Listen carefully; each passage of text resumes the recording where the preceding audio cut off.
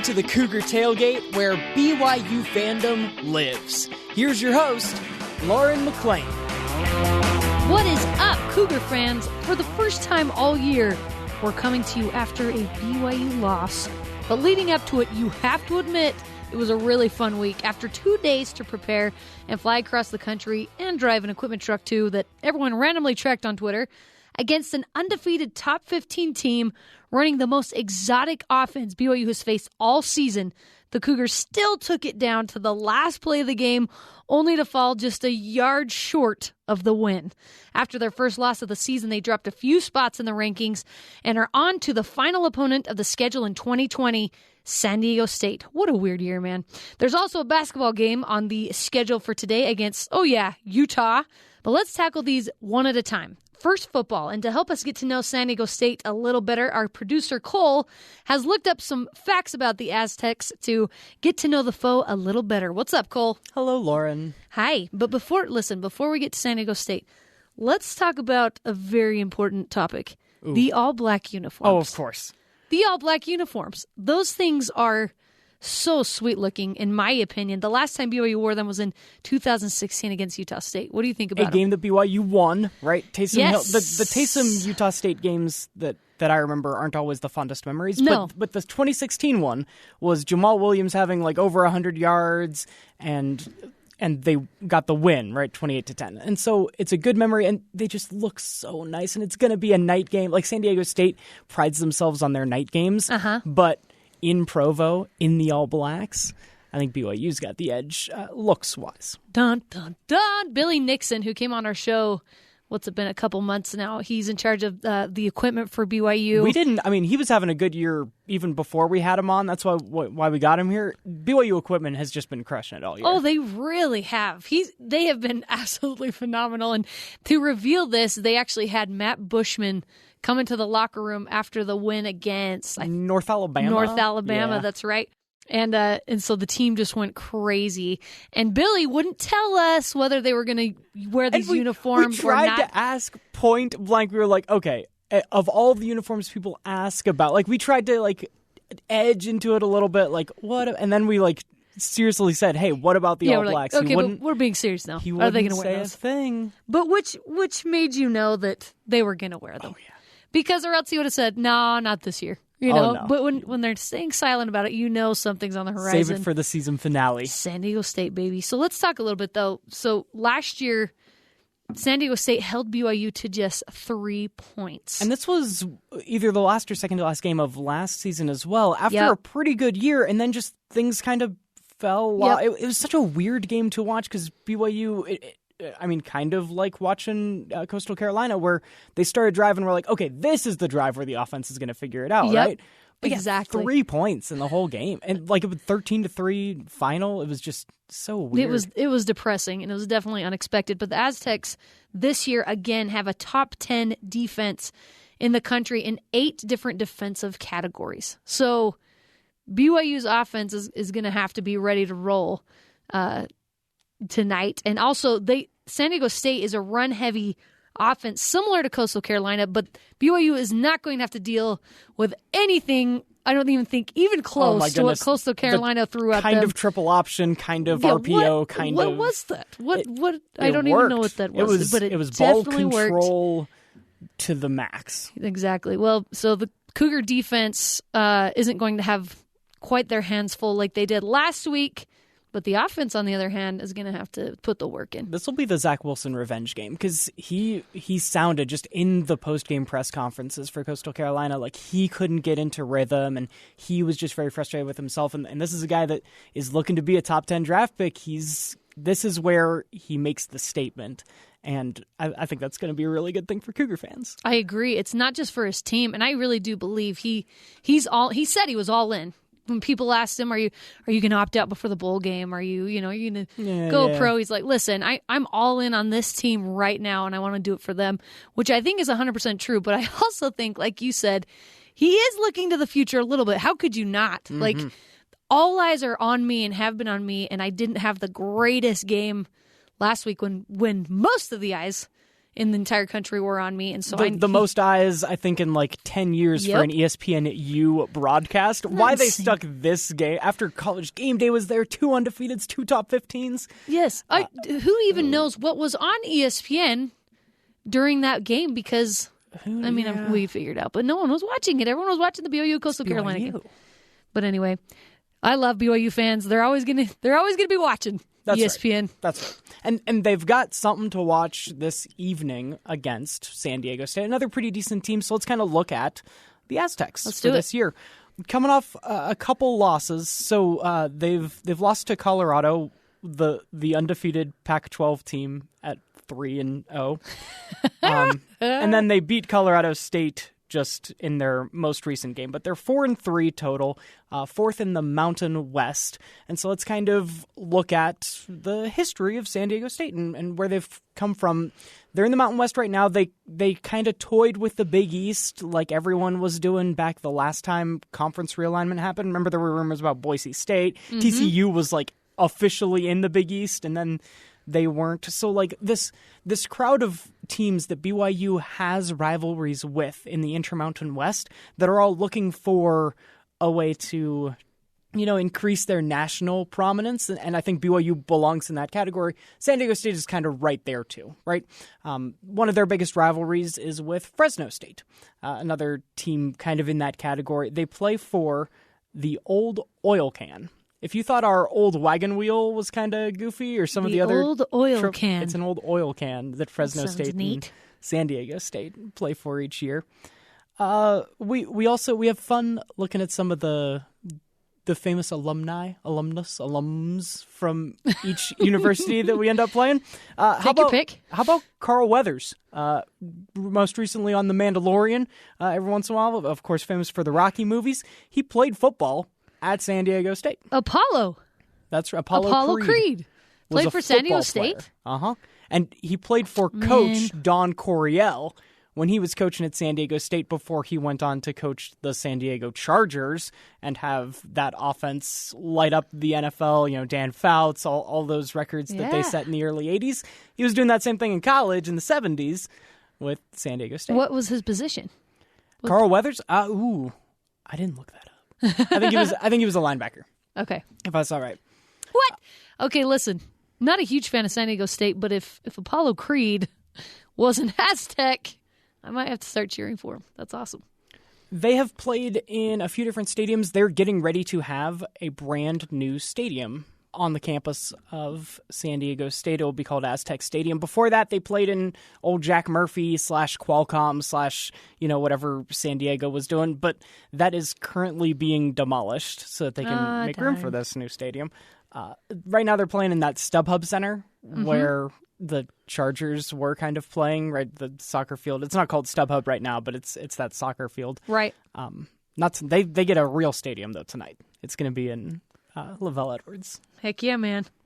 I mentioned Don Coryell, one of their famous previous coaches. Another name you might recognize, John Madden, was an assistant coach for the Aztecs. And even right now, their current coach, Brady Hoke, has had quite a bit of success throughout college. We're not sure if Brady Hoke is a huge fan of BYU.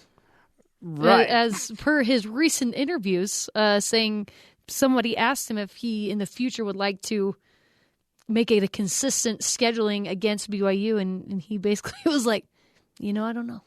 I don't know about that. So I don't know if he's a big fan of BYU.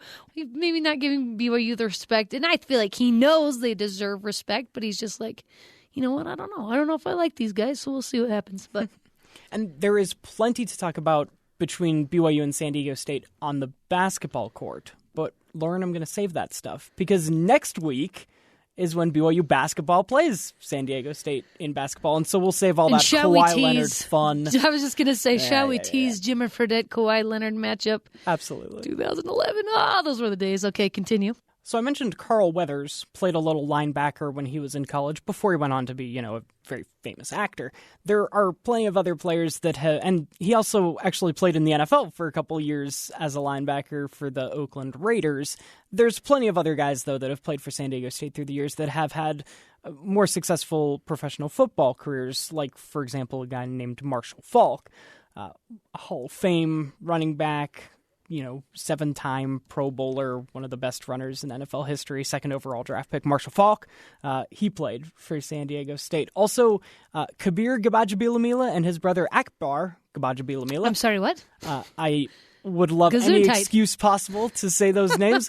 So they both played in the NFL. Akbar was mainly for the Raiders. Kabir played a little bit for the Packers. But folks nowadays might recognize Akbar Gbajabiamila more as the host of American Ninja Warrior. Hey. He's one of the guys that just screams and gets excited when people jump across a giant cavern from one little rope to another, as they do on that show. Yeah, he's now a famous television personality.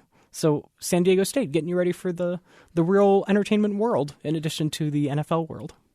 All right, so now that we know a little bit more about San Diego State, next we're going to be talking about a school that really needs no introduction, but we're going to talk about him anyway. We've got Manny Hendrix, the Senior Associate Athletic Director for Development at the University of Utah, talking hoops with us coming up next. This is Cougar Tailgate.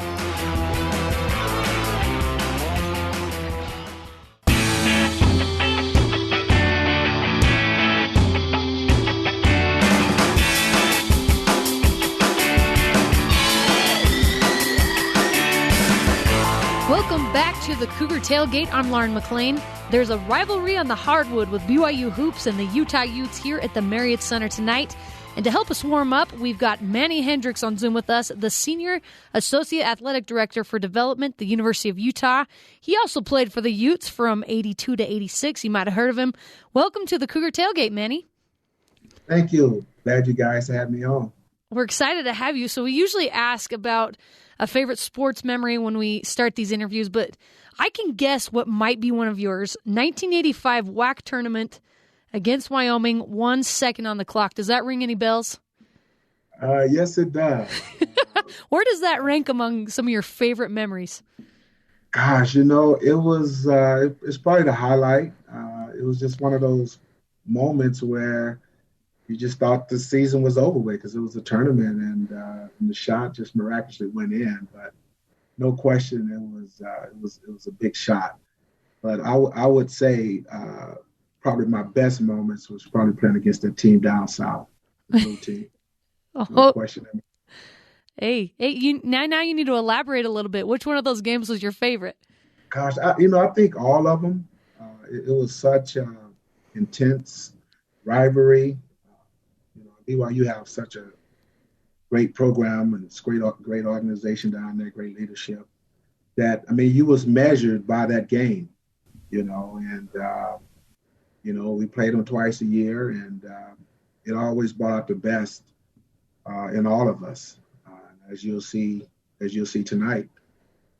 When those two teams play, you throw out the record book.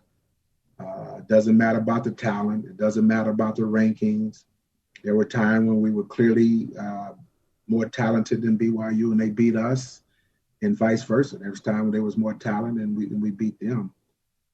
It's just a game that you do all the little things that you don't do in other games because of the what this game means, not just to the student athletes, but just to this community. Mm-hmm. It's impactful, and I know tonight. There won't be, with the virus and the pandemic we're in, you still feel the weight of 21,000 people being in BYU Stadium, or you'll feel the impact of 15,000 people here. It's that much weight on this game. And I know the players are going to play hard on both teams. So I'm excited to see what happens tonight. I completely agree with you. And you mentioned that it's so interesting when one team is clearly the better team, but it almost doesn't matter once you step onto that court. And the football side of the rivalry gets a lot of attention. But give us some specifics on what it was like playing in this game while you played in the 80s. Well, I think when I played, Utah, and I tell people all the time, Utah is a basketball school. Yeah. BYU certainly have a richer tradition in football. But, this town, this community loves basketball. We can sell out. We play on the same night as BYU, Weber State, and Utah State. We all sell out the same night. This is a basketball-rich community. our program, football-wise, has kind of stepped up the last 15 or so years. But when I played, everybody couldn't wait till the basketball season because there were guys on our team, especially local kids, who wanted to go to BYU but didn't go, and kids who wanted to go here and wasn't recruited, and they went to BYU. So, I mean, it's just a game that your family is involved. It's a game that everybody watches, and people want to know at the end of the day, did you beat BYU? We don't care if you was 25-5, did you beat BYU? We don't care if you was 10-20, did you beat BYU? And so that's how impactful this game is. It's bragging rights in this state, and it's the one game that splits families up. So but it's a competitive game. It's a clean game, and I respect every guy I played with against BYU, and they had a lot of respect for us as well. But it's just a game that it's a weight that you're exhausted before the game starts. And I can tell you tonight that the guys feel the same way. You just want to get this game started, because you're so exhausted going into this game. You watch extra film, you watch all the little things that you don't normally do when you playing against other teams. And you've been working at the University of Utah for, I think this is your 27th year now, so I'm sure you know these student athletes really well. You mentioned how they're preparing for the game tonight. What's kind of the feeling right now as the team prepares to play BYU? Well, I think right now all our kids are just happy to be playing again, especially with what's going on around us. Certainly that's more important than a game. But I think it's important for our student athletes, just to be able to go out and give the fans something in this community to get their mind off what's going on, the last 7-8 months. And so our student athletes are really excited about that, to be able to, give the fans something that they can escape for a couple of hours and not think about that, and just kind of get the fans back to at least some sort of normalcy. Mm-hmm. And so I know they're grateful to do that and excited to do that. But certainly with everything that's going on, it just I think guys are just more appreciative and have a newfound respect for just being able to go out and compete, because you can see how easy that can be taken away. And our kids are certainly grateful. Our coaching staff feel the same way. And but at the end of the day, they're going down there to win. They know they have a job to do. They know the community is watching. So, like I said, there's a pandemic going on. There's people still want to know, did you beat BYU? Or what happened against BYU? So they carry that weight with them, absolutely. The new guys don't feel the impact yet because they're new. They don't know it. But trust me, the guys who've been there before know what this game means, because this is something you'll be talked about 20 years from now. Very few people remember the Wyoming game, but a lot remember BYU if we won or lost. And so that's how big it is. Yeah, I agree. And as much as people want to downplay now that BYU and Utah are in different conferences, it still means a lot to people in the state. And I agree with you. Thank heavens for sports in 2020 during this super strange pandemic that's going on. But Utah right now is, I believe, 2-0. So what's something about this Utah team that average college basketball fans might not be aware of? Well, I think obviously our leadership is the same. Coach K, I think, one of the best coaches in the country. I think this team is young, but they have some veteran players in Allen and Jonesy, Chris Jonesy's son. I just call him Jonesy. The little point guard. But those guys are young, but they've been around. They've been in some battles, and they play well together. And I think they're going to surprise a lot of teams being in a different conference. I don't think it matters. A lot of our coaches and a lot of our players are measured about what they've done against BYU. We can lose to USC, we can lose to Arizona State, but you don't lose to BYU. And it's so you still feel that impact in all of our sports, and our coaches feel it. And I've watched BYU just because the head coach's wife is the head coach of BYU right now. I had a chance to meet him after our game here. And the reason why I keep an eye on him is because he's married to my head basketball coach at Utah at the time, was Lynn Archibald. Okay. So he's married to Leanne. When I met him, he said... You talking about Mark Pope? Pope, yes. He married Leanne Archibald. I've been knowing Leanne since she was 6 years old. Oh, my goodness. I'm like a big brother to her, And so when I met him after the game, it was obviously a tough loss for him.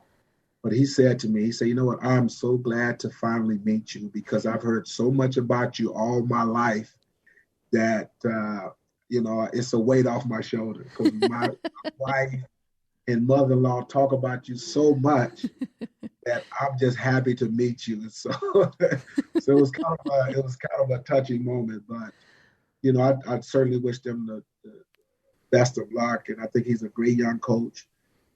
Up-and-coming coaches in all the college sport. And I think he's going to be a guy that's going to have a great career at BYU. And to be honest, quite frankly, I think it's going to be hard to keep him in the state. I think he's that good.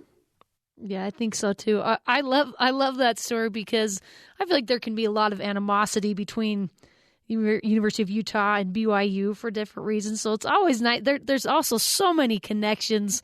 We're talking to Manny Hendrix, the Senior Associate Athletic Director for Development at the University of Utah. All right, Manny, we got to get to this because I'm so fascinated by it. You played basketball for Utah from 82 to 86, but you signed with the Dallas Cowboys as a cornerback after Utah, playing 6 years with them, starting 2 of those years, and then 1 year with the Buffalo Bills. You only played football in high school. And apparently this all started with a foot race during football practice at the University of Utah. Give us that story. Yeah, I had a spring game. God, you've done your research. It was one of those situations where during our spring game, back then in the 80s, spring game was played a little bit later because we were on a quarter system. And so we didn't get out of school till late June. And the spring game was around May, and the draft was in June. And so at the spring game, I was there, and one of our former players who played with the Green Bay Packers and the San Francisco 49ers just got a Super Bowl ring with the 49ers, I believe, by the name of Darryl Rogers. And he came back as a tradition, and one of the former players was kind of announcing the game with Bill Marcroft. And he's a guy that had been playing basketball with us during this time as well, just to kind of stay in shape. And I was really, roughing him up on the basketball court for a long time. He didn't like that. And so he saw me at the football game while he was announcing the game, and then he called me out to a race. And I was like, hey, I'm not going to race you. You're a football.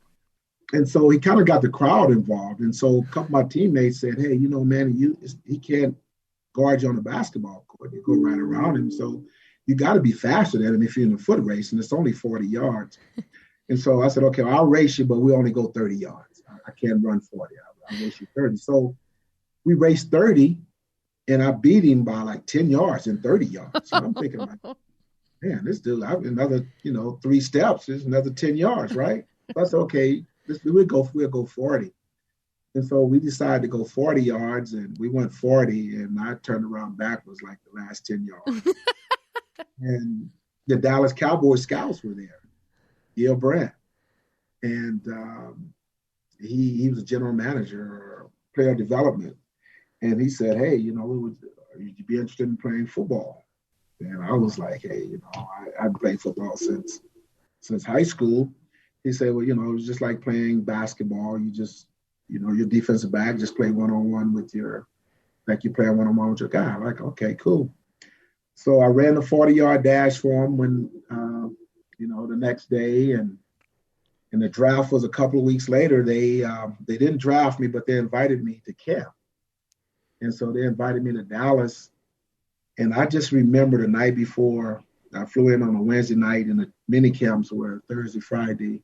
Well, I flew in on Thursday. The mini camps were Friday, Saturday. You leave on Sunday at noon. And I just remember on that Thursday night, it rained so hard. And I'm thinking, like, there's no way you're going to practice it. The field's going to be muddy. And, I hadn't played football yet. I didn't think, I forgot you play in the rain, you play in the mud. Mm-hmm.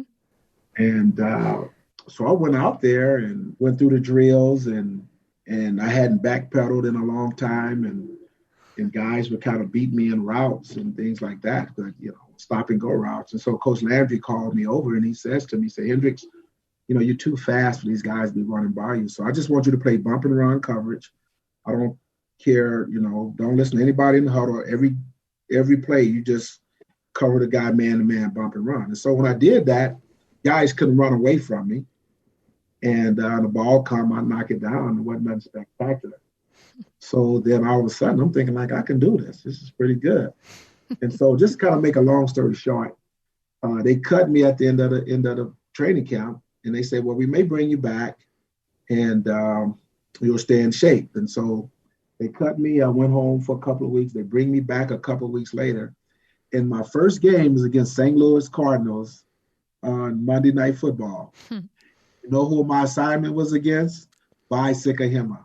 I was coming in on third down. And he was a running back, and he was a leading receiver on third down. And so I had to line up against him. And I win the game. So I'm happy to say my first tackle in the NFL was against BYUtv. And when I tackled him, I helped him up. And he says to me, what are you doing out here? He's like, I want you at BYU. So we knew each other. Aren't you supposed to be playing basketball? Yeah, exactly. What are you doing out here, man? And so we still laugh about that. He was my very first tackle. So it just shows you the ties with BYU and Utah. I mean, we still laugh about it. That's so fun. And I think you went up against Glenn Kozlowski as well, if I remember right. Is that right? Yeah, in the preseason, my very first pass deflection was Glenn Kozlowski, Chicago Bears in London. That was the first game in London here. So I have a lot of ties with BYU. Certainly have a lot of respect. And you mentioned earlier, it's so much venom seems when those teams play. As a player and as an athlete, I mean, our players, and I respect those guys, and those guys respect us. And we, as an athlete, you respect your opponents. And they showed me nothing but respect when we played them, and we showed them nothing but respect. So I think sometimes the fans get a little rowdy and a little carried away, and that's understandable. But the guys on the court, I mean, it's the venom is not that strong on the court. You respect the talent and you respect their abilities, no question. Oh, I absolutely love that. I love those stories. Manny, you are incredible. And you also, not only are you fast, you have some hops too. I was watching some of your highlights from your basketball games. So it makes a lot of sense to me that you're just a pure athlete. You can play football or basketball. That's awesome. I have to confess. I mean, thank you for that. When I played in the NFL, the talent level was really down. It was probably at its lowest point during the time when I played. And I think they were just giving jobs away. And I think anybody could have played back then. I played, no question about it. I don't know about that. All right. Manny Hendrix is the Senior Associate Athletics Director for Development at the University of Utah. Also played basketball for the Utes from 82 to 86. Thank you so much for coming on the show today. We really appreciate it. No, thank you, and I appreciate it. Anytime. Thank you so much. And that does it for today's show. You can join the Cougar Tailgate virtually, of course, every Saturday at noon Mountain Time, or download, rate, and review our podcast on Apple, TuneIn, Stitcher, Spotify, or on BYURadio.org. It's a buffet of BYU sports tonight, starting with men's basketball against Manny's Utes, followed by football versus Apollo Creed's Aztecs. This is Cougar Tailgate.